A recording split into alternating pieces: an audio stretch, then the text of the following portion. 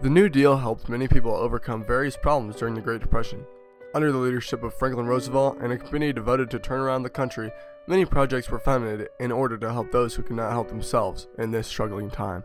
One of the major problems that people were experiencing during the Great Depression was unemployment. The lack of money circulating in the economy led many businesses to lay off workers, thus leading to many families going broke and having to foreclose on their houses. The FHA, or Federal Housing Administration, created a way of mortgaging homes in order to create a more ideal system of paying. The FHA created a lending structure that helped many families afford housing in this period. By creating the FHA, men's and women's homeless shelters would eventually be abolished and the rising number of homeless people would be cut down. The FHA is still used today in the aspect of mortgages. The FHA has insured over 35 million home mortgages and 47,205 multifamily project mortgages since 1934.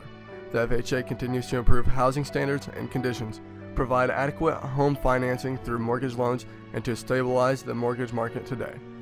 Unemployment plagued the United States during the Great Depression, and even though many wanted to work, there were no jobs available for them. Roosevelt created the CCC, or the Civilian Conservation Corps, in order to provide jobs to people looking for them.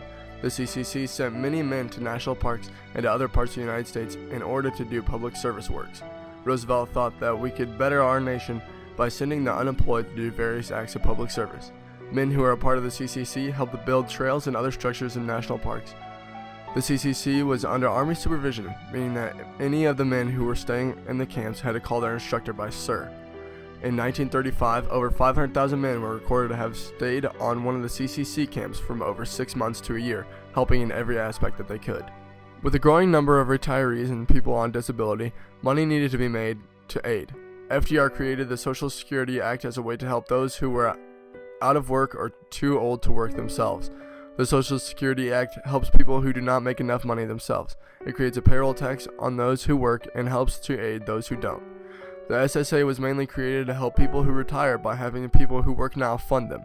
When the people who are currently working retire, the next generation will fund them, and so on and so forth. In a general sense, it is a giant cycle of taking off some of your pay so your grandmother or grandfather can make money without working, and in return, people will do the same for you when you are old enough to retire. The first time a change was made to the original SSA document was in the 50s, and as of June 30th, 2013, 57.5 million people, or 18% of the U.S. population, were receiving monthly Social Security benefits.